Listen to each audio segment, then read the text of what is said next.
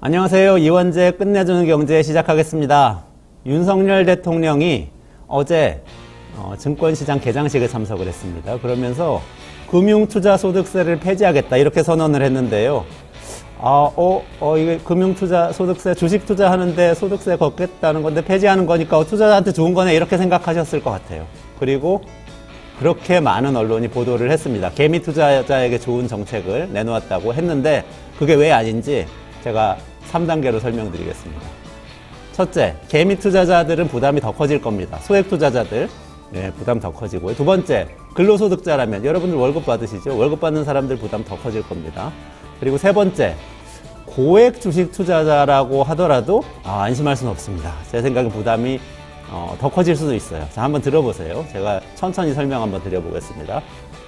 금융투자소득세는 대통령이 막 폐지하겠다고 그러니까 여러분 있는 줄 아셨죠? 지금 없어요. 그러니까 좀 이거 자체가 좀 아이러니컬한데요. 2025년부터 시작하기로 한 제도이거든요.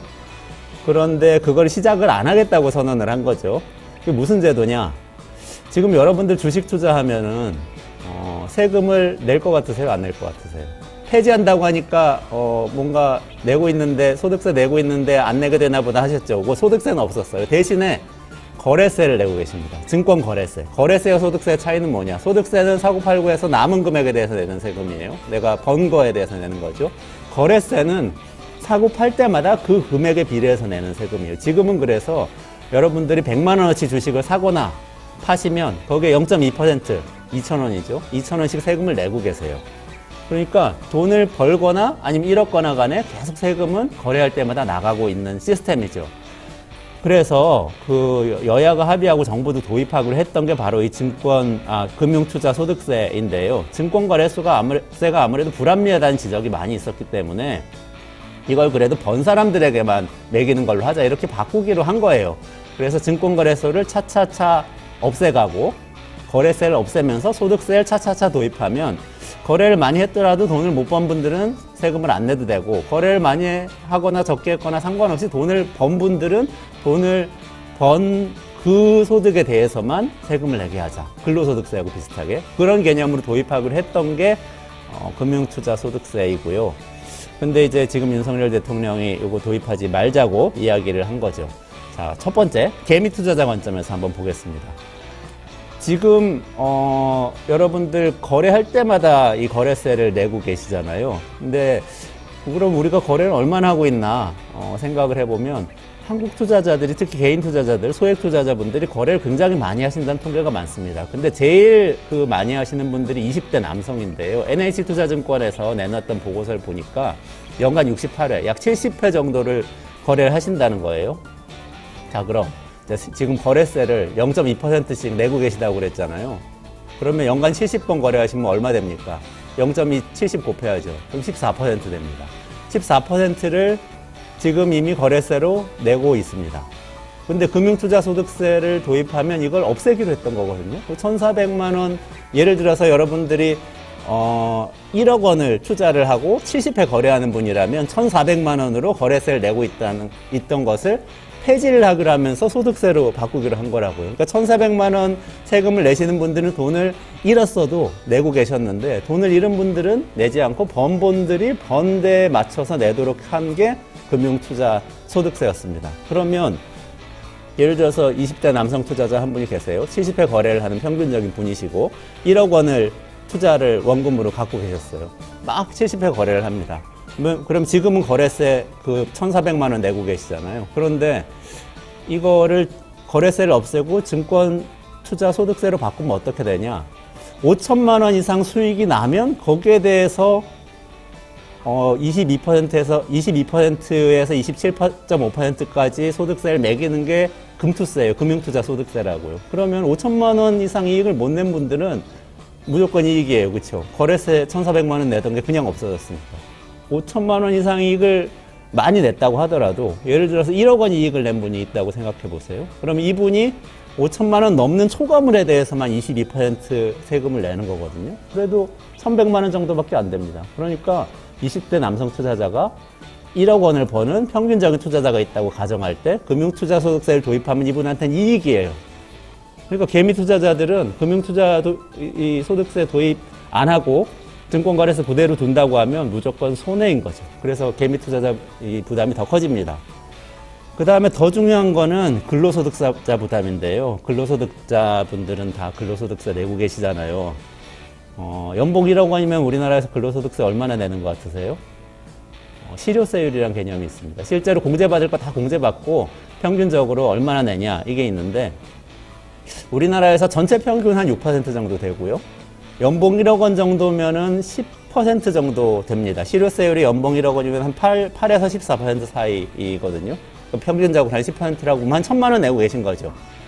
근데 갖고 있던 주식 10억 원어치가 있는 어떤 이 큰손 투자자가 있다고 생각해 보세요. 10억 원 한 번에 팔아가지고 10% 수익을 남겼어요. 그럼 1억 원 번 거죠. 1년에 10억 원짜리 어치 주식 한 번 팔아서 1억 원 벌었습니다. 그러면은 현재는 소득세가 0원입니다. 근로소득자가 뼈 빠지게 일해서 1년 동안 1억 원 번 거에서는 1,000만 원 세금을 떼는데 투자자는 세금을 전혀 내지 않았던 거예요. 그래서 이걸 대충 맞추자고 한 게 사실 금융투자 소득세였거든요. 그래서 1억 원 정도 수익을 내는 이 금융투자자가 있다면 주식 투자로부터 얻은 소득으로부터 5,000원 초과분에 대해서 22% 떼면 그게 1,100만 원이 됩니다. 근로소득자 1억 연봉하고 비슷해지는 거예요. 이게 금융투자 소득세의 취지였거든요. 근데 이걸 폐지해서 0으로 만들자는 건데, 그래, 뭐, 나 근로소득자인데 뭐 세금 내고 있지만, 투자해서 돈 많이 번 분들도 뭐 괜찮아요. 뭐 세금 깎아주세요. 이렇게 생각하시는 너그러운 근로소득자도 계실 수 있는데, 이거 한번 보세요. 근로소득자들이 사실은, 부담하고 있는 국가 재정에서 차지하고 있는 비중이 점점 늘고 있습니다. 이게 정말 큰 문제인데요. 금융투자 소득세를 폐지를 함으로써 그쪽에서 이 재정이 비면 그걸 근로소득으로 메꿔야 돼요. 실제로 근로소득세가 우리나라 국세에서 차지하는 비중이 약 5년 전에 13% 정도에서 한 18% 정도로 계속해서 비중이 늘고 있습니다. 그렇기 때문에 사실 투자자들의 세금을 깎아주는 것을 근로소득자들이 반길 수가 없는 거죠. 점점 부담이 커지시는 겁니다. 이렇게 해놓으면 이제 사실 이렇게 일해서 돈 많이 벌어서 뭐 하나 내지는 열심히 공부하고 열심히 실력을 쌓아서 억대 연봉 받으면 뭐 하나 그 시간에 주식 투자하러 가지 이렇게 분위기가 바뀔 수가 있는 거죠. 세 번째 고액 투자자 얘기까지만 제가 잠깐 드릴게요. 10억 원어치를 한 번에 파는 그런 큰손 투자자가 아니시면 만약에 적극적으로 막 사고 팔고 많이 하시는 분들이면 그러면 그분들도 사실 이 금융투자소득세 폐지를 반길 일이 아니라고 저는 생각합니다. 투자자의 경우에는 사실은 전업 투자하시고 많이 거래하시는 분들은 거래세 부담이 사실은 굉장히 큽니다. 생각해 보세요. 예를 들어서 매매대금 1억 원어치 주식 갖고 계신 분들이 연간 100번을 사고 파는 분들이 계실 수 있어요. 그런 분들이 100번 사고 파시면은 거기에 대해서 0.2%의 세금을 또 내는 거거든요. 100억 원에 대해서 2천만 원의 세금을 내시게 되는 거죠. 그걸 없애는 게 사실은 이분들한테 훨씬 더 이익일 수가 있어요. 물론 장기 투자를 하고 너무 많이 거래하면 안 되지만 당장 이 금융투자 소득세가 없어진다고 해서 그분들에게 어떤 이익이 가는 것은 아니라는 걸 제가 설명을 드리는 겁니다. 그래서 결과적으로 개미 투자자, 근로소득자, 어쩌면 전업으로 많이 거래하시는 고액 투자자들에게도 사실 반가운 소식이 아니고 특히 작년에 우리 세수가 60조 원이 비었다고 하는데 정부의 재정에도 굉장히 큰 타격을 줄 것으로 보이고요. 그러면 그 돈이 어디서 오겠습니까? 결국은 다른 세금을 열심히 내고 계시는 분들, 근로소득이나 사업소득 열심히 내고 계시는 분들에게 부담이 돌아갑니다. 그래서 오늘은 국가의 지출은 상당 부분 정해져 있기 때문에 결국 어딘가에서 세금을 깎아준다고 이야기를 하면 그 부담은 다른 사람들에게 돌아온다. 이 말씀을 사실은 드리고 싶었고요. 기왕에 뭔가 어디선가 세금을 걷어야 되고 우리가 그 돈을 어딘가 써야 된다고 한다면 거둘 때 정의롭게 땀 흘려서 일하는 사람들이 의욕을 잃지 않게 그렇게 걷는 경제를 만들어 가야 되지 않을까 하는 생각에서 윤 대통령의 이 신년 주식시장에 참석 축사를 보고 느꼈던 점을 말씀드렸습니다. 오늘의 런치타임 여기까지입니다. 네, 이어서 오늘은 윤영중 대표님 또 모셨어요. 그 정책통 시간인데요. 제가 뭐 로지타임에서 막 길게 정책 이야기를 막 했네요. 근데 윤 대표님 어떻게 보셨는지 모르겠어요. 레비공화국의 윤영중 대표님 일단 모실게요. 네, 안녕하세요. 네, 안녕하세요. 네. 네, 어떻게 보셨어요? 금투세도 제가 좀 다뤄본 적이 있는 정책입니다. 그래서 그렇군요. 그 다음 주 정책통 시간에 제가 좀 20분 만에 가능할지 모르겠지만 집중해부를 좀 한번 해드리려고 네네. 하고요. 특히 이제 뭐 간단하게만 말씀드리면은 방금 설명 굉장히 잘 해주셨는데 금투세 목적이 사실 두 가지거든요. 첫 번째는 우리나라 자본과세가 참 특이한 게 같은 종류의 이익을 얻어도 파생상품을 투자하거나 채권을 투자하거나 변액보험을 투자하거나 해가지고 얻는 이익들이 부과되는 세금이 다 달라요. 그래서 금융투자 종합과세, 그래서 하나의 일원화된 세금 체계를 만드는 게 되게 중요한 취지였고요. 두 번째 취지는 방금 말씀하셨던 그러니까 노동에서 번 소득은 꼬박꼬박 다 거두는데 돈을 버는 거에 대해서는 세금을 제대로 안 거두고 있잖아요. 근데 이게 자본시장이 저발전된 상태에서는 사실 이렇게 세제 혜택을 많이 주는데요. 한국 정도의 경제 규모를 가지고 있는 나라에서 금융투자 소득에 과세를 하지 않는 나라는 없습니다. 예, 그러니까 한국은 굉장히 지금 이 정책을 차근차근 해나가야 되는 그런 상황인데요. 지금 윤석열 대통령께서 최초로 증시 개장일에 가가지고 맞아요. 요거를 갑자기 이렇게 발표를 하셨잖아요. 아직 도입하지도 않은 정책을. 그러니까 저는 어떻게 봤냐면은 이 당뇨병을 앓고 계신 분들에게 혈당 관리가 굉장히 중요하잖아요. 근데 굉장히 당이 급할 때가 많거든요. 혈당 관리가 잘 안 되기 때문에. 근데 그분들이 설탕물 들이는 거예요. 설탕물 들이면 당이 확 올라가기 때문에 갑자기 에너지 생길지 몰라도 이 당뇨병은 더 안 좋아지는 거거든요. 그러니까 한국 주식시장이 맨날 코리아 디스카운트다. 주식시장이 저평가됐다. 한국 기업들이 저평가됐다고 하는데 저는 정부가 보여주는 몇몇 최근에 공매도 비롯해가지고 이런 정책들이 코리아 디스카운트의 좀 주범이 아닐까. 그 얘기를 다음 주에 더 집중적으로 한번 해드리겠습니다. 근데 저는 제 생각에는 그게 당도 아니고 그러니까 언론에서 지금 포퓰리즘이라고 비판을 많이 하는데 포퓰리즘도 아닌가 하는 생각이 들었어요. 왜냐하면 포퓰리즘이려면 실제로 많은 사람들에게 뭔가 이게 이익이 단기적으로는 가지만 장기적으로는 국가에 해를 끼치는 게 거라야 포퓰리즘이거든요. 근데 이거는 이익이 단기적으로 다 안 가요. 대부분의 투자자들이 단기적으로 손해를 보는 그런 정책인 것 같아서 가짜 포퓰리즘이 아닌가 이런 생각이 저는 사실 포퓰리즘을 표방했으나 사실 포퓰리즘도 아닌 이런 거 아니에요? 지금 어떻게 표현을 하고 있냐면은 주식 양도소득세를 좀 이게 연기한다고 할 때도 그 해당되는 사람은 얼마 없거든요. 근데 그 해당되는 사람보다 중요한 거는 그 사람들이 주식시장에서 돈을 빼면 주식시장 전체가 가라앉는다는 거예요. 그러니까 개미 투자자들은 버는 돈이 얼마 없고 어차피 세금 안 내지만 그 주식 가격이 떨어지면 내가 손해를 본다는 거죠. 그래서 가짜 포퓰리즘이 맞습니다. 네. 그럼.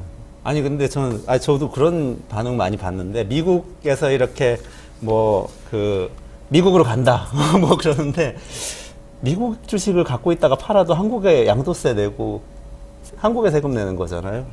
그런 거 다음 주에 좀 다 밝혀주세요. 이게 굉장히 혼란이 많은 것 같아요. 네. 일단 오늘 주제로 가세요. 네, 오늘 주제로. 오늘 주제는 유류세 감면 정책. 지난번에 우리 잠깐 언급한 적이 있는데 유류세 감면 정책 그리고 대중교통 요금 이 얘기를 가지고 좀 풀어보자. 이렇게 좀 사전에 우리 기획을 했었는데 대중교통 요금은 얼마나 다룰 수 있지 모르겠지만 유류세 일단 잘 한번 다뤄보겠습니다. 네. 지금 유류세 인하는 때 되면 뉴스가 나오는 것 같아요. 그래가지고 이게 계속 인하되고 있는 건가 이런 생각 드는데 그건 아닌 거죠? 계속 인하되고 있습니다. 그래? 올해 2월까지 그 2011년 11월부터 그 유류세를 인하하기 시작했거든요. 그래서 2024년 2월까지가 원래 한시적으로 도입한 건데 계속 연장을 해오다 보니까 2월까지고요. 2월에도 또 결정할 수 있어요. 그러니까 시한이 다가오면 다시 연장하는 형식으로 해왔거든요. 근데 우리가 유류세를 인하를 정부가 발표하는 게 조금 이상한 게요. 그 세금을 보통 어디서 정하죠?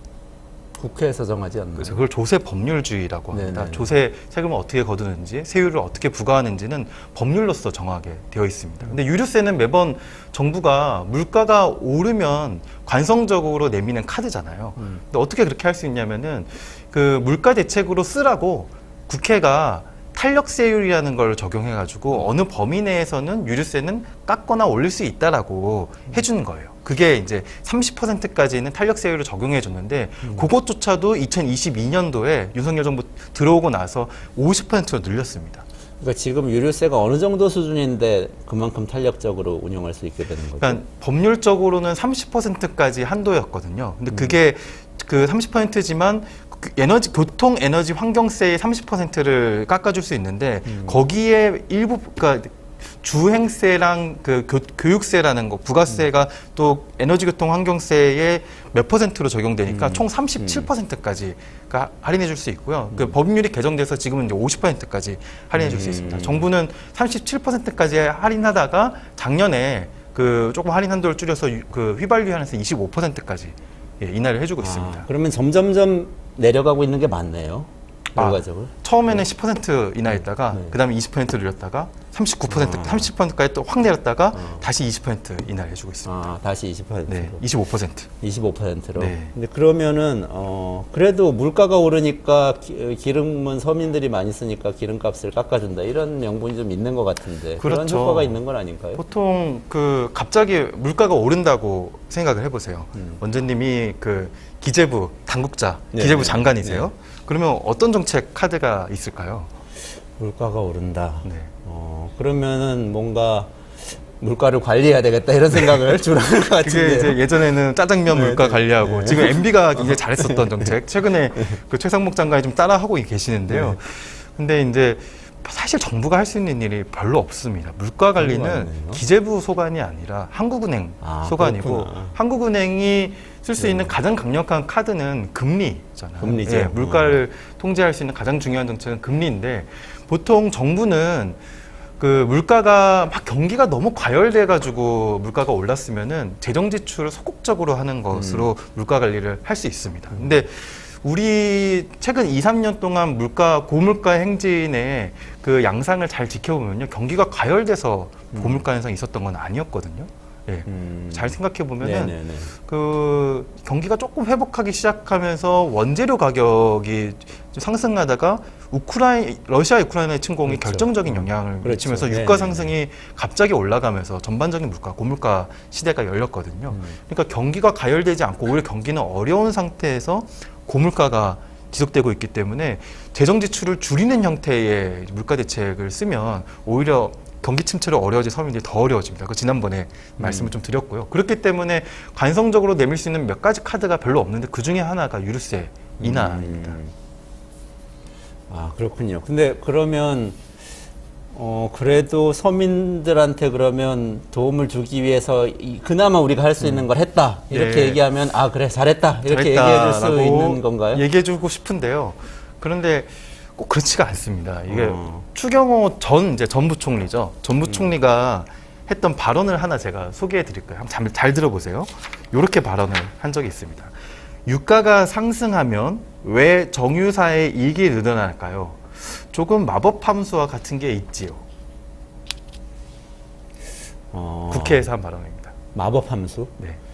유가가 상승하면 정유사이익이 왜 늘어나냐? 그리고 흔히 생각할 수 있는 거는 유가가 올랐으면 정유사가 수입하는 원유값이 올랐다는 얘기인데, 그러네요. 왜? 그렇죠. 원재료 가격이 올랐는데 왜 정유사의 이익이 왜 갖다가 늘어날까요? 파는 건데. 네. 그게 왜 이익이 늘어나죠? 유류세 인하와도 굉장히 밀접한 관련이 있습니다. 이게 그 정유사들은 결국엔 유류세를 인하하는 주체는 정부지만 기름의 가격을 결정하는 주체는 정유사입니다. 정유사가 기름 가격을 정부가 인하해 준 것만큼 100% 기름값을 떨어뜨릴까요? 네.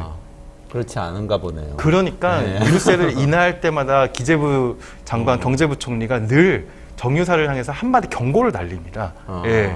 그래서 우리가 제대로 기름값이 떨어지는지 살펴보겠다라고 하고요.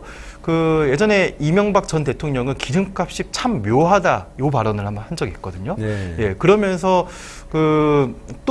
이렇게 발언하고 압박을 해도 기름값이 떨어지지 않으니까 어떤 것을 했냐면은 혹시 지금은 상당히 꽤 많아졌는데 알뜰주유소라는 거를 만들어서 맞아요. 정유사의 네네네. 독점 체제를 깨려고 정부가 맞아요, 직접 맞아요. 나서기도 했었습니다. 그 사이트 만들어가지고 네, 공개하고, 오피넷을 주유소, 통해서 이렇게 공개도 주유소 하고요. 별로 네. 공개하고 그랬죠. 그런 일들을 했었죠. 그러니까 결국에는 기름값을 결정하는 주체는 정유사기 때문에 정부가 의도한 대로 유류세를 인하해줘도 그만큼 인하하지는 않는다는 거죠. 그게 그냥 제가 그냥 원리 구조로서 이렇게 설명을 드리는 게 아니라 실질적으로 얼마가 반영되었는지, 유류세 인하분이 실질적으로 기름값에 얼마나 반영되어지는지를 굉장히 정밀하게 측정한 연구들도 상당수 존재합니다. 제가 연구 중에 하나만 좀 소개를 해드리면요. 최신 연구, 작년 3월에 나왔었던 최신 연구인데요.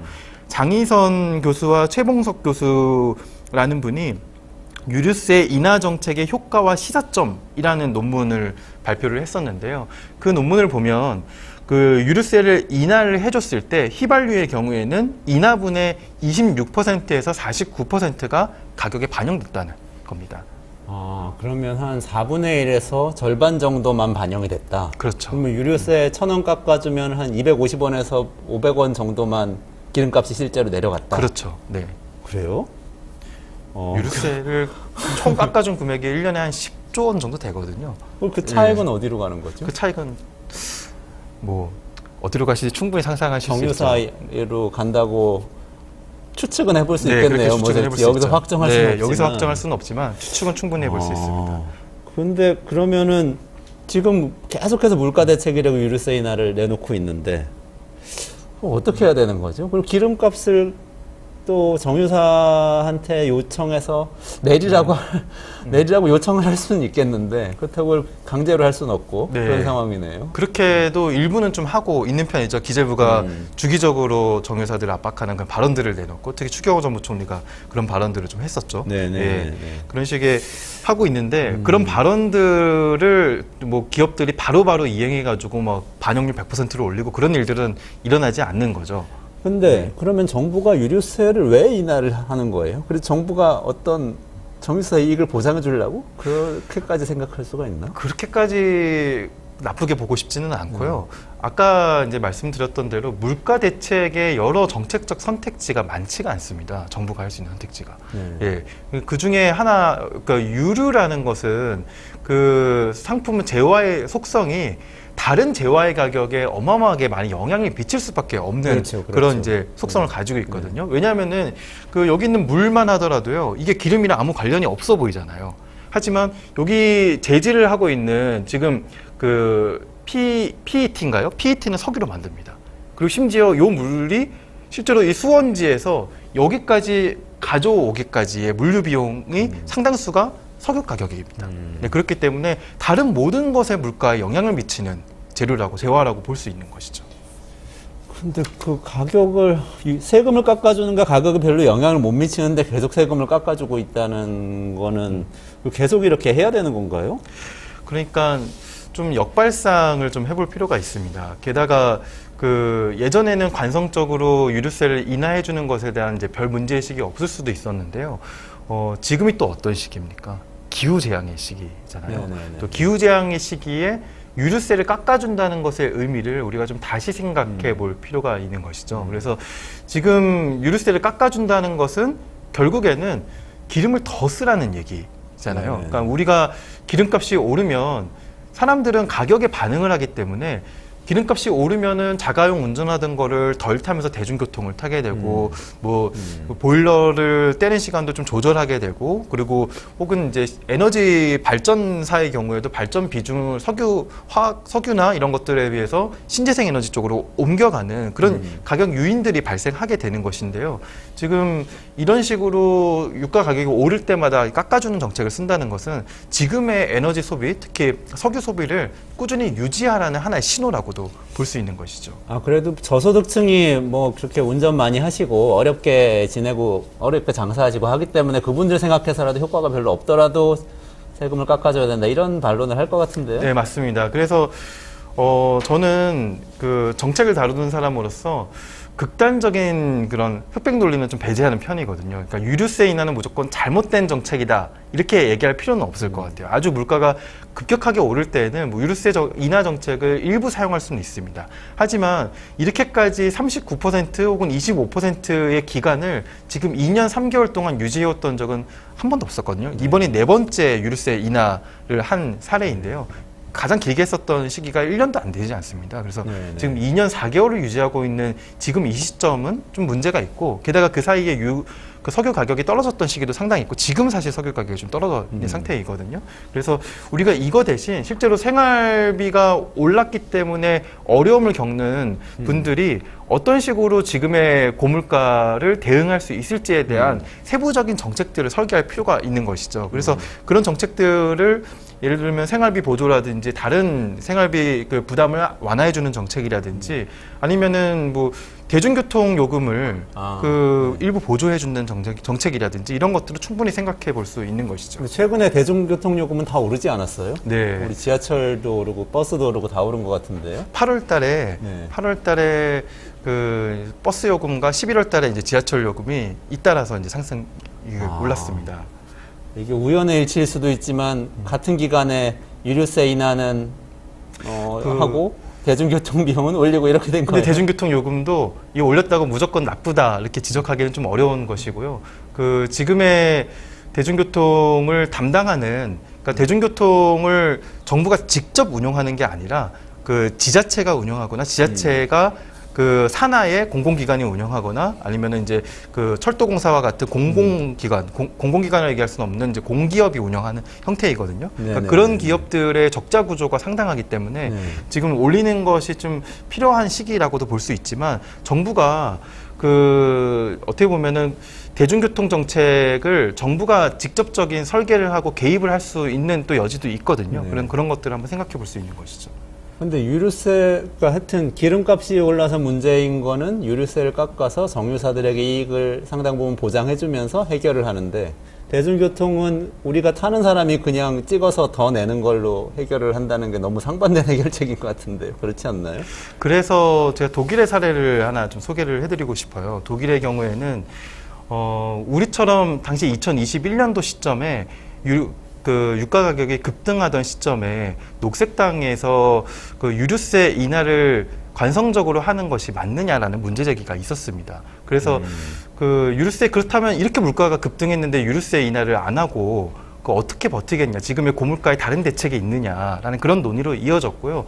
그래서 그 유류 소비를 줄이면서도 다른 사람들의 이동을 원활하게 할 수 있는 대안적인 수단으로 대중교통 요금을 한시적으로 전폭적으로 인하해주자라는 이제 정책들이 나오기 시작했습니다. 그러면 그런 정책들을 실제로 설계를 하려면 어떻게 해야 되느냐, 얼마 정도의 비용으로 얼마간의 이제 혜택을 줄 수 있느냐, 이런 논의들이 나오기 시작했고요. 그래서 나온 정책이 9유로 티켓이라고 3개월 동안 9유로라고 한다면은 한 달에 지금 그 유로 환율로 한 12,000원, 13,000원 정도 되는 금액이거든요. 근데 그 금액으로 한 달 동안 독일은 철도, 트램, 버스, 그 다양한 대중교통 수단들이 있거든요. 근데 그런 수단들을 한 달 동안 무제한으로 탈 수 있는 형태의 정책이 나왔습니다. 그래서 그 정책이 나오니까 예상치 못한 또 효과들도 있었는데요.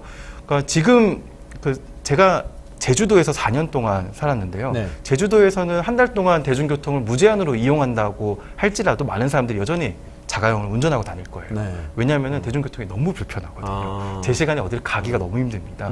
그런데 서울이나 수도권에서는 대중교통을 무제한으로 탈 수 있다 그러면은 제 시간에 내가 원하는 곳으로 누구든지 얼마든지 갈 수 있잖아요. 그래서 독일의 경우에도 각 지역에 대중교통을 어떻게 더 확충해야 되는지, 우리 지역도 대중교통을 더 이제 제대로 이용할 수 있도록 해달라는 그런 이제 요구들도 나오기 시작했습니다. 만약에 우리의 대중교통 수단을 더 소중하게 여기고 어떻게 더 시민들의 편리한 이동 수단이 될지에 대해서 더 많은 시민들이 고민하고 개입할 수 있는 그런 여건이나 환경이 조성되기 시작하는 것이죠. 독일의 그 9유로 티켓은 아직 하고 있나요? 9유로 티켓은 너무 저렴한 가격이기 때문에 지속 가능한 정책이 아니었고요. 하지만 이런 정책을 한번 경험하고 나니까 시민들이 비슷한 정책이 있었으면 좋겠다라는 논의가 나오기 시작했고, 그래서 이제 49유로 티켓으로 이어졌습니다. 50유로면 한 6만 원? 뭐 6, 7만 원 네, 정도 6, 7만 원 정도에 한 달 달에? 동안 이용할 수 있는 그래도 괜찮네요. 모든 대중교통 다 이용하는 그렇습니다. 거잖아요. 그 서울하고 경기도에서 뭐 유사한 정책 한다는 이야기도 제가 언론에서 봤는데. 네, 서울시가 비슷한 건가요? 지금 이제 기후동행 카드를 도입한다고 하는데요. 이 정책은 물론 독일에서도 연방정부와 주정부가 이제 서로 협력해서 정책을 시행하고 있지만 이 정책에 특히 한국의 서울시의 경우에는 대중교통 체계가 주변에 경기도의 인접 도시들과 밀접하게 연결이 되어 있습니다. 많은 사람들이 서울로 출근해서 경기도로 다시 퇴근하는 제가 대표적인 케이스인데요. 네, 그렇게 이용을 하고 있거든요. 그렇기 때문에 서울시가 이런 정책을 하는 거에 대해서는 저는 의미 있게 평가를 하고요. 다만 이 정책이 실효성 있게 시행이 되려면은 인접하고 있는 지자체들과의 협력이 좀 중요하다는 말씀을 드리고 싶습니다. 협력 안 돼요.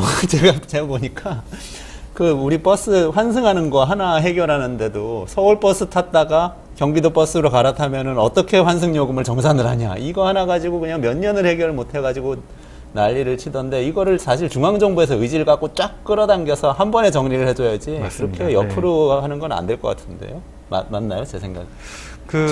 이런 협력의 틀을 중앙정부가 만들어야죠. 중앙정부가 지금 유류세 인하분의 일부라든지 아니면 전반적인 재원을 아까 오늘 원래 좀 얘기하려고 그랬던 주제 중에 하나가 유류세를 과연 유류세를 걷어서 어떻게 사용하느냐 요 얘기도 좀 시간이 되면 하려고 그랬는데요. 아무튼 그런 재원들을 가지고 어떻게 사용하느냐의 그런 테이블을 만들고 그런 테이블에 여러 지자체들이 함께 들어와서 우리가 이 기금들을 탄소 저감하면서도 이동권을 향상시킬 수 있는 정책으로 만들어보자는 테이블을 같이 만들어서 지자체랑 공동의 정책을 같이 설계해 볼 수 있는 것이죠. 유류세 걷어서 대중교통 한 5만 원에 무제한 이용할 수 있게 해주면 되는 거 아니에요? 그렇게 계산이 나오는지 모르지만. 그렇게 충분히 설계할 수 있습니다. 설계할 수 있어요? 네, 유류세로 거두는 재원들이 상당수 되고요. 또 유류세를 지금은 우리는 인하하고 있지만 전 세계는 지금 유류세라고 표현하지는 않지만 탄소세라는 것을 새로 도입하고 있습니다. 그러니까 같은 개념인가요? 유류세도 일종의 유류를 소비하면 자동적으로 탄소가 배출되잖아요. 유류를 그러네요. 소비하면서 탄소를 배출 안 되게 할 수가 없거든요. 네네네. 그래서 탄소세를 부과하고 있고 심지어는 이 탄소세 부과가 각국에서 그냥 도입하는 게 아니라 다른 나라의 탄소세를 부과하지 않으면 너네가 우리나라로 물건을 수출할 때 관세를 부과하는 형태로 탄소 국경 조정 제도라고 하죠. 이런 형태로까지 국제 공통적인 그런 무역 규범으로까지 작동하려고 하고 있습니다. 그 얘기 좀 나중에 다시 한번 해야 될 것 같은데요. 오늘은 일단 유류세하고 대중교통 요금까지 일단 정리를 하시고 혹시 나머지 이야기 있으세요? 다음 주에 금융투자 소득세에 대해서 더 집중적으로 알겠습니다. 그럼 다음 주에 금융투자소득세, 금융소득 종합과세하고의 연관성을 한번 분석해 주시기로 하고, 오늘 이거 재밌네요. 저는 그냥 화끈하게 유류세 확 인하하지 말고 다 걷어서 대중교통을 5만 원에 그냥 무제한 쓰게 해줬으면 좋겠어요. 여러분 어떻게 생각하세요? 기름값에 내는 세금 조금 더 내고 대중교통 5만 원에 무제한? 한번 생각해 보시죠. 네, 오늘 윤영중 대표님 모시고 유류세 인하 문제와 그리고 대중교통 요금 문제에 대해서 다뤄봤습니다. 네, 고맙습니다. 네, 감사합니다. 네.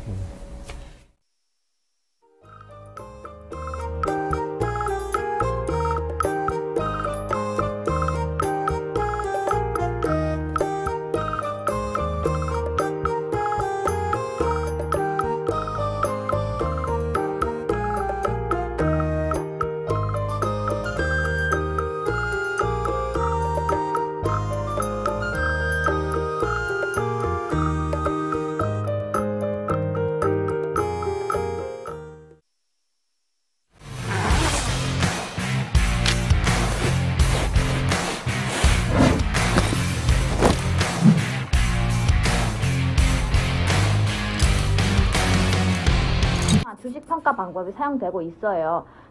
다 들어봤죠, 이거? 이건 기본이잖아. 이거 모르는 사람 있어? 자, PAR. PAR 뭐야? 하는 거. 그치. 그게 주당 시장.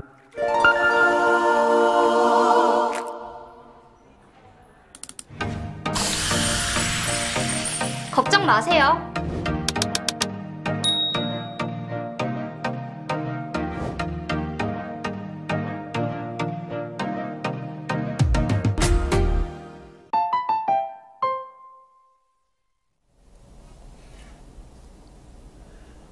네. 재밌는 이야기 많이 윤영중 대표님한테 들었네요. 또 이제 다음 이야기로 넘어가려고 하는데요. 이상민 수석연구원님 모시고 이제 말씀 나눌 텐데 그 전에 너무 소중한 댓글, 우리 댓글 몇 개 안 돼가지고 소중한 댓글 남겨주신 분들 감사드려요. 필무님이 양과질을 다 갖춘 방송 기대합니다 하셨는데, 질은 갖춘 것 같은데 양은 이제 접속자 수가 양이라서 잘 부탁드립니다. 네, 그 공유도 좀 많이 해주시고요. 오늘 방송도 기대됩니다. 네, 밍님 감사합니다. 줄리오조님, 좋은 프로그램을 이번에 알았네요. 시내 자동차도 줄어들 듯. 네, 아주 중요한 말씀이세요. 유류세 문제하고 연결되어 있는 말씀이죠. 감사합니다. 자, 이제 이상민 나라살림연구소 수석연구위원님 모실 건데요. 끝내주는 인터뷰 시간이고요. 2024년 올해 정부 예산안이 이제 작년 말에 통과가 됐는데, 예산안 내용에 대해서 자세히 뜯어보는 그런 시간 갖겠습니다. 네, 어서 오세요. 예, 네, 안녕하세요. 네, 많이 바쁘셨죠? 예, 예산안 통과되는 과정에서 굉장히 바빴는데요. 네. 이제는 조금 한가합니다. 항상 재정 전문가는 연말이 굉장히 바쁘실 예, 것 맞습니다. 같아요. 아, 그러네요. 새해 예산안 저도 이렇게 몇 가지 살펴봤는데, 그러니까 작년보다 2.8% 늘어났다. 예. 뭐 이렇게 나왔는데, 뭐 원래 야당에서는 총지출 증가율 6% 이상으로 하자고 그랬는데 뭐 그렇게는 안 된 것 같고요. 예, 그렇죠. 저는 그러니까 어림으로 따져 보니까 올해 물가 상승률이 저는 2% 후반대 정도 될 것 같아요. 그냥 저의 어림이고 뭐 여러 가지 추정들이 이렇게 합해 보면 그런 건데, 그러면 뭐 똔똔이다 이렇게 생각할 수도 있을 것 같은데. 똔똔보다도 적죠. 왜냐하면 작년 23년도 물가 상승률이 3.5%가 넘거든요. 네네. 그런데 2.8%만 증가했기 때문에 뭐 경제 성장률, 물가 상승률을 고려해 보면은 실질 정부 지출은 23년도보다 24년도가 더 줄어들었다라고 이해하면 됩니다. 실질 정부 지출은 작년보다 올해 더 줄어든다. 그렇죠. 근데 작년에 하반기에 이 정부 지출 줄어든 것 때문에 내수 경기 위기 왔다고 지난번에 나오셔서 말씀하셨잖아요. 예, 맞습니다. IMF하고 코로나 이후에 뭐 세 번째 찾아오는 마이너스 내수 경기 성장이라고 하셨죠? 예, 네. 그 일본이나 선진국 경제 성장률 평균보다도 우리나라가 더 적어지는 것이 작년에 이 IMF를 빼놓고선 거의 처음이었고요. 내수가 마이너스인 것은 뭐 그 금융위기, 뭐 코로나 위기 말고는 뭐 굉장히 이례적인 일이 작년에 벌어졌죠. 근데 올해도 그러면은 이렇게 정부 지출 실질적으로 줄어드는 상황이면은 낙관할 수 없는 상황인 거 아닌가요? 우리나라 내수 경기가 경제는 한 절반은 수출이고요. 절반은 내수거든요. 네. 근데 수출은 그래도 작년보다는 올해가 좋아질 걸로 예상이 돼요. 작년 한 1, 2분기까지는 수출이 안 되는데 3분기부터는 수출이 살아났고요. 그래서 올해는 수출은 그래도 작년보다는 훨씬 괜찮아질 것 같다. 문제는 내수가 어떻게 될지는 뭐 최소한 정부 지출 측면에서는 그렇게 좋지는 않습니다. 걱정이네요. 그래도 어쨌든 자세하게 뜯어보면서 그래도 조금 늘어나는 거 줄어드는 게 뭐가 있는지 한번, 특히 이제 정부에서 제출된 안이 있고 그 다음에 뭐 국회에서 심의 과정에서 바뀐 게 있고 그렇죠. 그래서 그 부분 좀 뜯어보도록 하겠습니다. 근데 뭐 제가 이상민 그 연구위원님 팬이라서 페이스북 열심히 살펴보고 있는데 영광입니다. 노가다 작업이라고 표현, 노가다 좋은 표현은 아닌데 하여튼 무슨 작업을 하신 거죠? 그 국회에서 예산 심의가 확정이 되면은 뭐 국회에서 어떤 것이 증액되고 어떤 것이 감액되는지 밝히죠. 근데 밝히는데 국민들이 알 수 있는 형식으로 밝히지 않아요. 뭐 내부 거래나 아니면 실질적으로 증액, 실질적인 감액, 그리고 그냥 단순한 그냥 이 통계적인 이 서류적인 감액을 다 섞어 놓습니다. 그러니까 쉽게 설명을 해서 그러니까 뭐 미터 단위와 피트 단위와 센티미터 단위를 그냥 다 합쳐 놓고 우리 국회에서 이렇게 심의를 했습니다라고 국민들에게 알리는 거예요. 뭐 일반 국민들은 이것을 발라낼 수가 없죠. 미터와 피트가 어떻게 섞여 있는지 발라낼 수가 없어서, 그래서 그것을 제가 단위를 통일을 해서 국회에서 어떤 것이 많이 증액이 됐고 국회에서 어떤 것이 많이 감액이 됐는지를 밝히는 보고서를 매년 작성하고 있습니다. 그러니까 AI 시대 데이터가 중요하다 그러면서도 국회나 정부기관 같은 데가 제일 뭔가 이 데이터 이 정리가 부실한 것 같아요. 정리를 한다고는 그렇죠. 하는데 쓸 수가 없게 맞습니다. 하는 거죠. 뭐 내부 거래랑 실질 지출을 다 섞어 놓으면은 국민들은 이것을 알 수가 없는 거고요. 근데 저는 이거 일부러 이러는 거 아닐까? 국민들이 이것을 잘 파악하면은 별로 좋지 않거든요. 너무 투명하면 너무 공격을 받을 수 그렇죠. 있으니까. 이거 일부러 이러지 않을까라는 그런 의심을 지니고 있습니다. 그런 의심을 갖지 않도록 표준화 잘 부탁드립니다. 예, 국회 관계자 여러분. 네, 그러면 세부적으로 좀 살펴볼게요. 제가 대충 보니까 새해 예산에서 정부 안에서는 외교 쪽하고 해외 원조 쪽 많이 늘렸다. 그리고 예비비를 늘렸다. 줄어든 거는 과학기술하고 교육 분야 좀 많이 줄었다. 이런 게 보도가 많이 됐는데요. 그렇죠? 실제 그렇게 된 건가요? 예, 그러니까 정부 예산안이라는 것의 의미는 정확히 정부가 24년도 대한민국에서 가장 필요한 것이 무엇인지 그리고 가장 필요 없는 것이 무엇인지를 정량적으로 밝히는 것이 정부 예산안이라고 생각하거든요. 그래서 내년도, 그러니까 올해가 됐죠. 24년도 정부 예산안, 그 정부 원안을 보면은 가장 많이 증가한 부분 같은 경우는 통일 외교 분야, 특히 외교 분야가 한 34% 정도 증가가 됐어요. 그러니까 그리고 두 번째가 예비비가 두 번째로 가장 많이 증가가 되는데 한 8.7%. 이 말은 무슨 의미냐면은 대한민국 정부가 생각하는 24년 대한민국에서 가장 중요한 과제가 무엇이냐? 아, 외교 분야가 가장 중요하다. 특히 해외 원조를 늘리는 것이 우리나라에서 24년도에서 가장 중요한 과제다라고 인식을 하고 있다라고 해석할 수가 있는 거고요. 두 번째 중요한 것이 예비비. 예비비라는 것이 국회 예산 심의가 필요 없는 것이잖아요. 네. 그래서 24년도 대한민국에서 가장 중요한 것은 국회 예산 심의 없이 이 행정부가 임의대로 지출할 수 있는 지출을 늘리는 것이 가장 중요하다라고 생각하고 있다라고 해석할 수가 있습니다. 지금 농담이시죠? 국가 경제에서 가장 중요한 게 해외 원조도 중요하긴 하지만 그게 가장 중요하다고 할 수는 없는 거고 뭔가 마음대로 쓰는 예산을 늘리는 게 국가 운영의 가장 중요한 그렇죠. 아젠다다? 그래서 저는 예산은 정치라고 생각을 해요. 그러니까 예산에서의 증액과 감액은 선악 문제가 아니고 내가 생각하기에 24년도 대한민국에서 가장 중요한 것은 해외 원조와 외교 예산을 늘리는 거다라고 동의하시는 분은 정부 예산안이 훌륭하다라고 인정하시면 되는 거고요. 만약에 그것을 동의하시지 않는다면은 정부 예산안은 가장 이 정책의 선후 관계가 좀 잘못됐다라고 생각하시면 되는 겁니다. 해외 순방, 대통령 해외 순방 예산 가지고도 얘기가 많았는데 그거랑 해외 원조 예산이랑 관련이 있는 건 아니에요? 관련이 있다라고 생각할 수도 있는데요. 특히 해외 순방을 하는 이유가 뭐 여러 가지 뭐 부산 엑스포 관련돼서 뭐 좀 이 좋은 지지를 얻기 위해서 해외 순방을 한다라는 얘기도 있잖아요. 근데 실제로 외교 예산이 가장 많이 늘어난 것은 해외 원조 예산이 가장 많이 늘어났거든요. 이 해외 원조가 어떤 이 글로벌 시대에서 우리나라 정부의 좀 적절한 그런 품위를 회복하기 위해서 해외 원조를 늘렸다라고 해석할 수도 있고요. 아니면은 부산 엑스포 유치를 위해서 어떤 좀 너무 많이 늘린 거 아니냐라고 해석할 수도 있는데요. 만약에 부산 엑스포를 위해서 늘린 거라면은 뭐 결과적으로 실패한 전략이 된다라고 해석할 수가 있는 거죠. 해외 순방을 다니면서 이런저런 원조를 약속하고 이러면서 뭔가 지지를 얻어서 어떤 행사를 개최하는데 다른 국가에 도움을 얻는다거나 이러려는 의도가 아닌가 생각해 볼 수도 있다. 이런 말씀인 것 같네요. 그렇죠. 그래서 결과적으로 국회 예산 심의 과정에서 어떤 해외 원조 예산은 많이 좀 줄어들었어요. 많이 그렇군요. 줄어들었고 그리고 예비비 같은 경우는 국회 심의 과정에서 굉장히 많이 줄어들었습니다. 원래 정부 원안은 한 5조 원 정도 됐었는데요. 국회 심의를 통과하면서 한 8천억 원 정도 줄어들어서 4.2조 원으로 됐고요. 예비비가요? 그렇죠. 예비비가. 그래서 행정부 입장에서는 국회 심의 없이 쓸 수 있는 예비비는 많으면은 좋겠다라고 생각할 수도 있는데 국회 입장에서는 이건 안 되는 거죠. 행정부가 국회 심의 없이 마음대로 쓸 수 있는 예비비를 늘리는 것은 국회는 동의할 수가 없었던 거고요. 그래서 예비비는 대폭 줄고 해외 원조 예산은 소폭 줄었습니다. 그렇군요.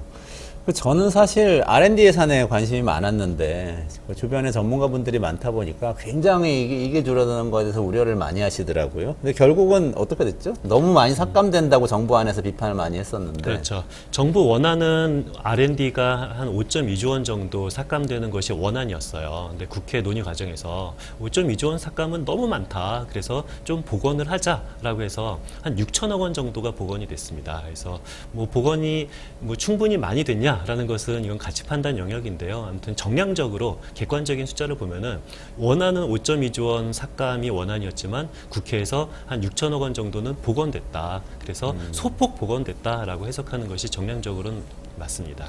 5조 2천억 원 깎으려던 것을 4조 6천억 원 깎는 것으로 방어했다. 예, 그렇게 해석하면 정확합니다. 근데 6천억 원 증액했다고 또 많이 언론에 나오던데 증액이 아닌 거죠? 그렇죠. 증액은 아니죠. 보니까 이게... 현수막 보면은 이 네. 특히 뭐 여당 현수막 같은 경우도 국회에서 6천억 원 R&D 예산을 증액했습니다라는 식으로 뭐 홍보 현수막도 있는데요. 정확히 말하면은 6천억 원을 증액한 것이 아니라 5.2조 원을 삭감하려고 하는 것을 6천억 원 덜 깎았다라고 이해하면은 정확합니다. 근데 덜 깎은 그 금액도 33년 만에 최대 폭의 삭감이라면서요. 그렇죠. 여태까지 R&D가 감액이 된 적은 없어요. 항상 매년 증액이 됐지 감액이 된 적은 한 번도 없기 때문에 당연히 가장 최대 폭으로 감액될 수밖에 없는 거죠. 저는 근데 국회에서 이건 너무 소극적으로 한 거 아닌가 하는 생각이 여전히 있어요. 이게 지금 R&D 예산이라는 게 그냥 쓰고 버리는 예산이 아니고 연구자들 고용하는 예산이 많거든요, 사실. 그렇죠. 또 인건비가 많은데. 맞습니다. 그러면은 다 박사과정 학생들이나 이런 분들 다 당장 생계비가 없어지는 분들이 많아서 이분들 다른 직장 찾아야 되고 그러면 R&D 프로젝트 자체가 원래는 5년, 10년 장기간으로 해야 되는 프로젝트가 많은데 이런 거는 다 어그러져 버리거든요. 그렇죠. 이게 진로를 딴 데로 가버리면 이 사람 나중에 다시 데려올 수도 없거든요. 맞습니다. 이 이력 효과라고 해서 처음에 이게 진로가 바뀌면은 네. 이것은 나중에 뭐 한번 올해로 끝나는 것이 아니라 아예 진로가 바뀌면은 이제 그 효과가 내년, 내후년까지 계속 이어질 수 있는 영향이 있습니다. 근데 이거 더 싸워가지고 더 뭔가 복원을 해놨어야 되는 거 아닌가요? 너무 이렇게 나이스하게 야당에서 합의를 해준 거 아닌가 하는 좀 생각이 드는데. 근데 결과적으로 예산은 이것은 정치고요. 예산 정치라는 것은 바터입니다. 바터라는 것은 주고받는 거거든요. 그래서 이만큼 주고 어떤 무엇을 받았는지도 한번 같이 봐야 되는 거죠. 좋습니다. 그러면은 준 것들이라고 생각하고 외교 예. 해외 원조 늘리고 예비비 좀 늘리고 연구개발 예산 삭감하고 이런 거 준 거라고 치고 그러면 증액해서 받은 그런 것들이 좀 있나요? 국회에서? 그렇죠. 국회에서 받아서 우리는 무엇을 했는지 보면은 뭐 아까 말씀하신 것처럼 R&D도 한 6천억 원 정도 조금 증액을 했고요. 근데 저는 좀 국회 증액 중에서 가장 아쉬운 점이 그 올해는 총선이 있잖아요. 그 총선 관련된 증액이 지나치게 예전에 비해서 더 많이 늘었다라는 부분이 좀 아쉽습니다. 총선 관련된 증액이 도대체 어떤 내용이죠? 제가 좀 주의 깊게 본 것은 어떤 종교 관련 예산이 국회에서 무려 한 170억 정도 증액이 됐어요. 그래요? 예, 종교 관련 예산은 어디에 쓰이는 거죠? 그러니까 종교 관련 예산이라는 것이 이게 여의도 문법에 따르면은 표가 몰려 있는 곳이 종교 단체거든요. 그 지역에 이 종교 뭐 절도 있고 교회도 있고 성당도 있고 그렇잖아요. 근데 지역에 있는 그런 종교 시설이라는 것이 표가 뭉쳐 있는 곳입니다. 그래서 어떤 종교 시설이 지원한다면은 그곳에 어떤 좀 이 총선 전략으로 해석이 될 수가 있는 건데요. 그러니까 예를 들면 이런 겁니다. 어떤 그 지역에 있는 절에 대한 시설을 더 증원하는 것 아니면은 뭐 어떤 교회에 있는 그런 시설을 증원하는 것이 한 170억 정도 국회에서 증액이 됐으니까 이것은 뭐 전라도, 경상도, 충청도 가리지 않고 굉장히 많은 지역에 종교시설 증액이 분포되어 있습니다.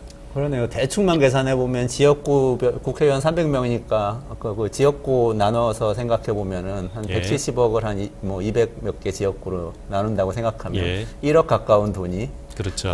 선거구마다 생길 수 있는 그런. 근데 돈이네요. 1억 가까운 돈이 전체 300개 지역구로 되는 것은 당연히 아니고요. 예결 특위에 있는 분들의 지역구 위주로 이 종교시설이 많이 증액된 거를 보면은 이게 어떤 좀 나눠먹기가 아닐까라는 의심을 할 수밖에 없죠. 그 지역구별로 이렇게 다 나눠져 있나요? 예산 항목이? 그 예결 특위 그 전체 국회의원은 300명이잖아요. 근데 네네네. 예결 특위의 소속 그 의원님은 50명이에요. 그래서 모든 의원님이 다 예결 특위에 들어가 있는 건 아니잖아요. 네네네. 근데 이 종교단체 이 지원 이 지역구를 한번 보면은 주로 좀 예결 특위의 지역구를 가지고 계신 분들이 좀 더 많다라는 사실을 알 수가 있습니다. 그렇군요. 종교단체에 가는 것 말고도 그런 예산들이 있나요, 혹시? 그렇죠. 보통 일반적으로 뭐 그 올해 같은 경우는 요 지역구로 가는 예산이 많이 있는데요. 근데 저는 이거를 현수막 예산이라고 표현을 해요. 현수막 사는데 드는 예산인가요?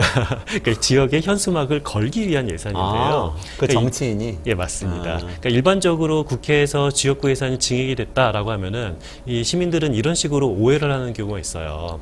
자기 지역구 사업을 가져가느냐고 국민들의 세금이 그런 국회의원들의 지역구에 들어가서 이 혈세가 낭비되고 있다. 이런 식으로 많이 설명을 하잖아요. 네. 근데 저는 실질적으로 혈세가 낭비된다라는 것보다 더 재밌는 것은 그냥 현수막을 달기 위한 거고, 그러니까 지역 뭐 국회의원의 역할 중에 하나가 자기 지역을 발전하고 개발시키는 것도 국회의원의 역할일 수도 있습니다.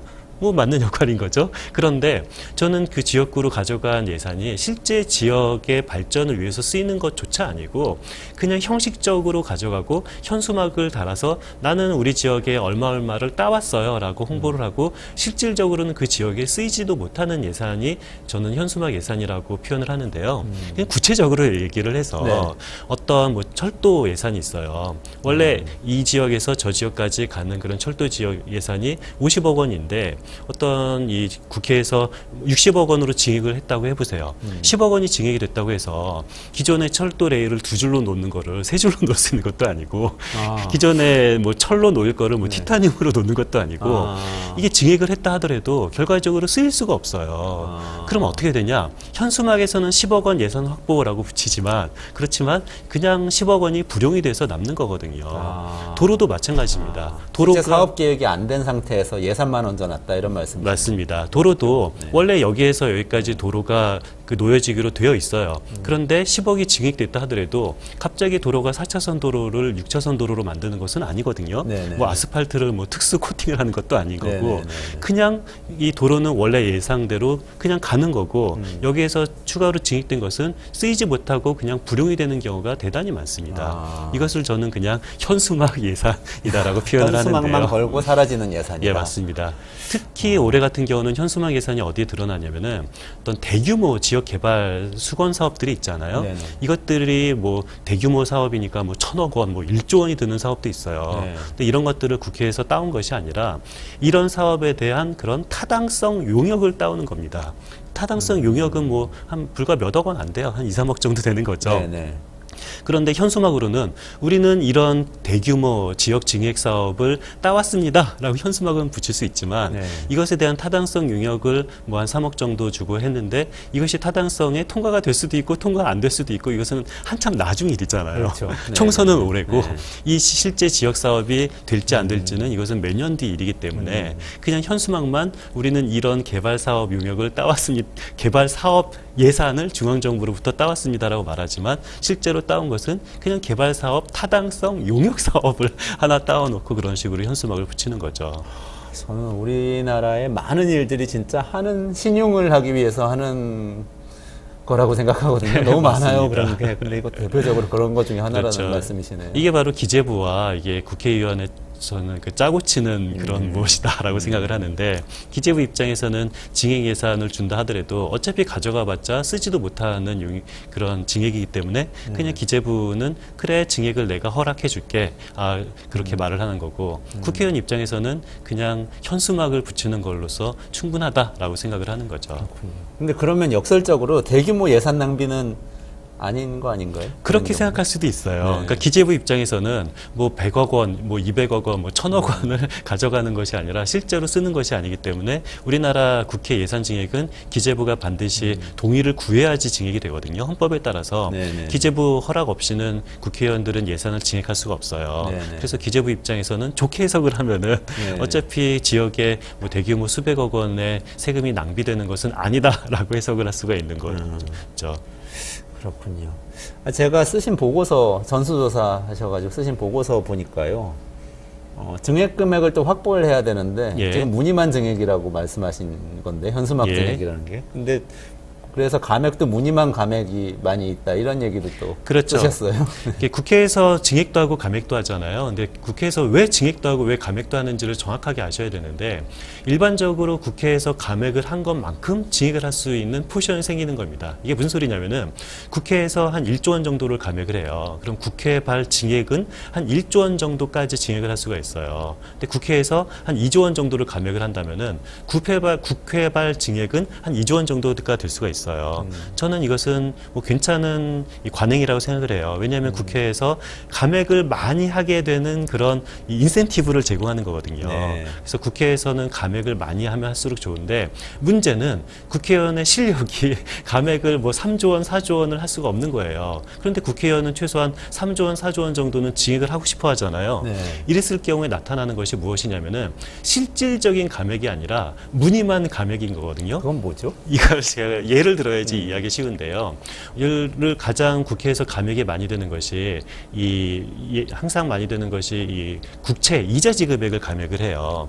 근데 국채 이자 지급액이라는 것이 무엇입니까? 국채를 갖고 있는 보유자한테 이자를 주는 거잖아요. 그거는 줘야 되는 거 아니에요? 그냥 줘야 되는 거죠. 만약에 제가 국채를 샀어요. 국채를 사는 이유는 왜 삽니까? 제가 조국과 받으러. 민족을 위해서 사는 것이 아니라 이자를 받으려고 국채를 사는 거잖아요. 근데 국채 이자는 처음에 국채를 샀을 때 그냥 써져 있어요. 네, 그 표면에다가 5% 국채를 산 사람은 계속 매년 5% 이자를 주는 거고 4% 국채를 산 사람에게는 4% 이자를 매년 줘야 되는 건데 국회에서 만약에 국채 이자 지급액이 감액이 됐다고 해서 기재부가 채권자한테 전화를 해서 이렇게 채권자죠. 죄송한데요. 국회에서 이자 지급액이 감액이 됐기 때문에 원래 5% 이자를 주기로 했지만 내년부터는 그냥 3% 이자만 줄게요. 그렇게 아세요라고 전화를 끊을 수는 없는 거잖아요. 그렇죠. 그러니까 근데 예산 안 잡히면 어떻게 됩니까? 실제로? 이것이 예산이 안 잡힌 것이 아니라 이 국회에서 감액이 됐다는 것은 실질적으로 국채 이자 지급액이 감액이 된 것은 당연히 아닌 거고 이자 지급액 예상 금액이 감액이 됐다는 거예요. 예상 금액이 감액되는 건 뭔가요? 이게 무슨 소리냐면요. 기재부가 처음에 정부 원안을 이 국회에 제공할 때 내년도 국채 이자는 한 20조 원 정도 들 거예요 라고 말하면은 국회의원은 그냥 믿을 수밖에 없죠. 국회의원이 이것을 계산할 수 있는 것은 아니잖아요. 네. 그런데 예산 심의 과정에서 기재부가 국회의원들한테 새롭게 제안을 하는 겁니다. 원래는 내년도 한 20조 원 정도 국채 이자 지급액이 필요하다라고 말을 했는데 제가 계산을 다시 해봤더니 한 19조 원 정도면 될 것 같아요. 국회에서 1조 원을 감액을 해도 이자를 지급하는데 아무런 문제가 생기지 않아요 라고 이 기재부가 국회의원들한테 제공하는 감액 선물이라고 저는 표현을 합니다. 미리 준비를 해가겠네요, 그거는. 그렇죠. 그래서 원래 원안에 뭐 조금 뻥튀기 해서 19조면은 충분한 거를 20조 원 정도 필요하다라고 국회에 제공을 하고 국회 심의 과정에서 그냥 한 1조 원 정도 기재부가 그냥 감액 선물을 주면은 형식적으로는 어떻게 되는 겁니까? 국회에서 1조 원을 감액했기 때문에 국회에서 1조 원을 증액할 수가 있는 거고 네. 실질적으로 국민의 세금을 1조 원을 아끼어서 감액을 한 것이 아니라 원래 19조 원이면 충분한 거를 괜히 20조 원 필요하다라고 국회에 얘기를 했다가 실질적으로 19조 원 필요한 것만큼 깎이는 거다. 이것이 바로 무늬만 감액이다라고 저는 표현을 하는 겁니다. 말하자면 서로 간에 짜고 치는 고스톱 내지는 맞습니다. 약속 대련 서로 이렇게 맞으면 예. 아픈 척하는 그런 맞습니다. 프로레슬링 같은 예, 경기를 한다 그래서 이런 말씀이시네요. 이걸 전문 용어로 짜고 치는 고스톱이다라고 표현하면 정확한 겁니다. 근데 아까 예결특위 50명 의원 정도, 50명 예. 정도 의원 말씀하셨잖아요. 그럼 기재부가 실제로 선물 들고 갈 때 예. 구체적으로 누구한테 선물을 주고 누구한테 이걸 받는 건가요? 기재부가 그 50명 전체에게 이 한 명 한 명에게 선물을 주는 것은 아닌 거고요. 이 예결 특위 전체는 50명인데 예결 소위 의원은 한 10명이 조금 넘어요. 그리고 예결 소위 넘어서 예결 소소위라고 보통 말을 하는데 이것은 그 비공개 이 어떤 협상 수면 밑에서 네네네. 비공개 협상 테이블을 저는 그 소소위라고 보통 일반적으로 말을 하는데 누구 들어가는 거죠?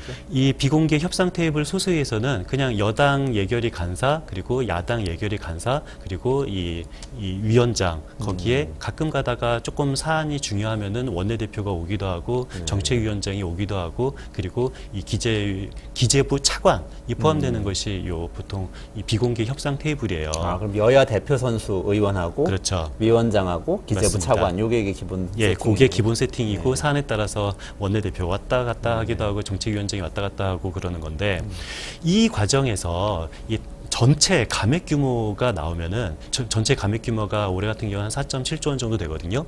전체 감액 규모가 4.7조 원이면은 이 선물 포함해서 그럼 전체 증액 규모가 한 4.5조 원이 돼요. 네네. 그럼 4.5조 원을 서로 여야가 그냥 분배를 하는 거예요. 그러니까 국힘당은 뭐 얼마 그리고 민주당은 얼마 이 분배를 하게 되면은 이 각 정당별로 분배가 됩니다. 각 정당별로 증액 포션이 분배가 되면은 이제 그 정당별로 만약에 우리 당이 한 1조 원을 가져왔다. 그러면은 그 1조 원을 예결위원들끼리 서로 나눠갔습니다. 그래서 이 예결위원들이 1조 원을 이 뭐 A 의원은 1,000억 원, B 의원은 1,000억 원, C 의원은 700억 원 뭐 그런 식으로 나눠갖고 그러면 예결위원이 한 명이 내가 한 1,000억 원을 가져왔다. 그러면은 예결위원이 자기 당 소속 자기 그 지역구 의원들을 소집을 해요. 이게 무슨 소리냐면은 내가 경상도 출신 예결위원이다. 그럼 제가 1,000억 원을 갖고 왔잖아요. 그러면은 경상도 지역구 의원들을 소집을 해서 이제 경상도 출신 예결위원이 각각의 경상도 의원에게 약간의 포션을 그 배분을 하는 거고요. 내가 전라도 출신 예결위원이다. 그러면은 이 전라도 지역구를 둔 우리 자당 그 의원들을 모아서 이 조금씩 분배하는 것이 실제 국회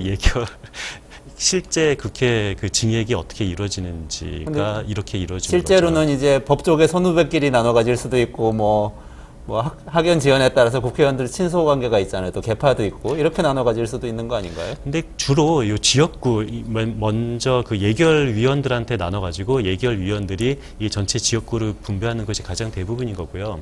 아니 그러면은 국회에서 공식적인 예결회의도 있는데 공식 예결회의에서 이러진 않을 거잖아요. 그럼 공식 예결위에서 징액 논의는 어떻게 하냐가 궁금한 거잖아요. 공식 예결위에서 징액 논의 어떻게 할까요? 어떻게 하나요? 단 1초도 하지 않습니다. 아, 그래요? 안 해요? 예, 단 1초도 하지 않고요. 그러니까 국회 예결위에서 논의가 되는 것은 감액 논의만 이루어지고 징액 논의는 1초도 이루어지지 않아요.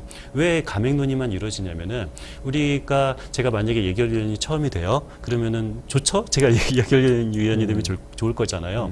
저는 이런데 징액하겠습니다라고 저의 의견을 말하면은 이 다른 예결위원님들이 원래 예결위는 감액 논의가 다 끝나야지 징액 논의를 할 수가 있어요. 그래서 징액 의견이 있으면은 감액 논의가 끝난 다음에 말해주세요라는 것이 관행입니다. 그런데 감액 논의는 끝나지 않아요. 왜 감액 논의는 끝나지 않냐면은 소위 공식 소위에서 그 얘기를 하다가 소소위 감액 논의가 끝까지 끝나지 않고 비공식 소소위로 넘깁니다. 그렇기 때문에 공식 소위 논의에서는 감액 논의를 끝까지 하지 않기 때문에 징액 논의는 1초도 할 수가 없어요. 그래서 우리는 공식 이 소위에서는 무엇을 하냐?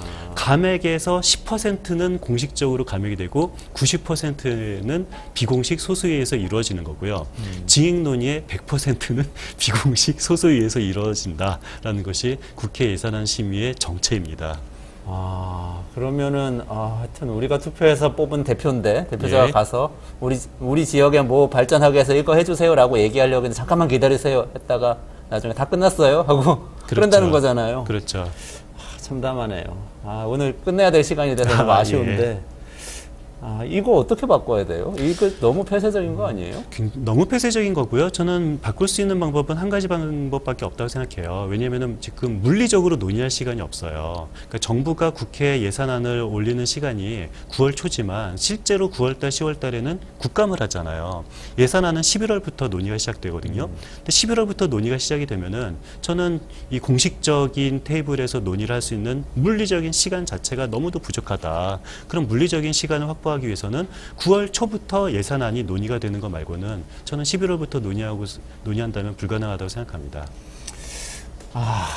이게 합리적인 해결책인데 될지 모르겠어요. 될지 모르겠고요. 오늘 어쨌든 이제 마무리할 시간이라 저는 사실 들으면서 누가 한번 뒤집어 엎어야 되는 거 아닌가 하는 생각이 들었어요. 첫째, 이렇게 감액 논의하는데 뭐 R&D 예산 감액하고 이런 거 정말 사람들 목줄이 달리고 나라의 운명이 달린 걸 수도 있잖아요. 맞습니다. 근데 이거를 그냥 몇 명이서 이렇게 짝짝꿍 하면서 뭐 이거저거 지역사업 현수막 예산 증액하기 위해서 감액을 좀 해보자. 이렇게 될 수도 있다는. 그렇죠. 그 모든 것이 소소위에서 한 4명, 5명이 다 정하는 겁니다.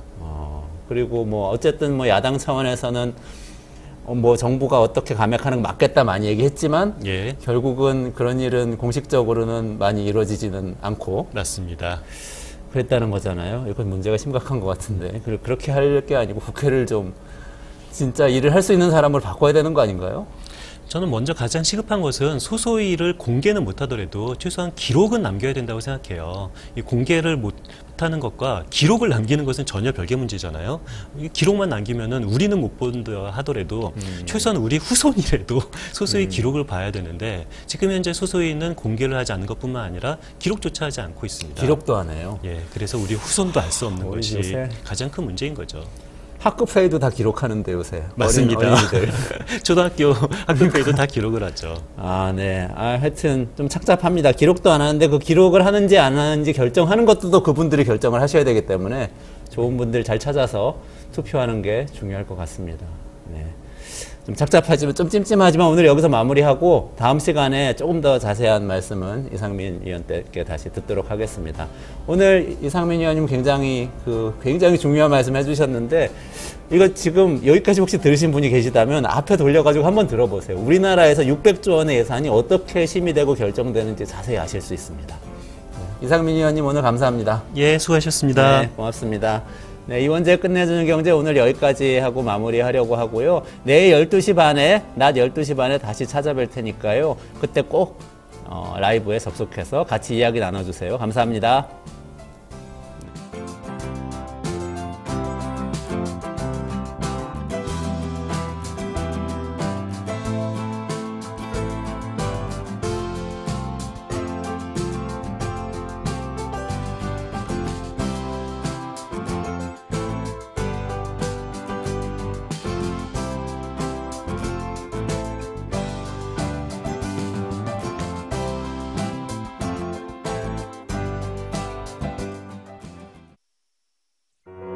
우리아이 재단에서 뜻을 함께할 정기 후원자분들을 기다립니다.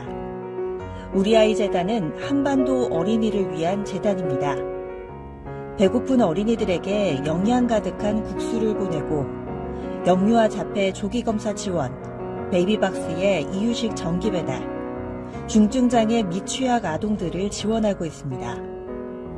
따뜻한 손길을 이어주는 분들께 우리아이 팔찌와 감사 선물을 드립니다. 지속적인 지원을 통해 더 많은 어린이들에게 도움을 줄 수 있도록 정기 후원자가 되어주세요. 후원 문의 02-2128-3344, 2128-3344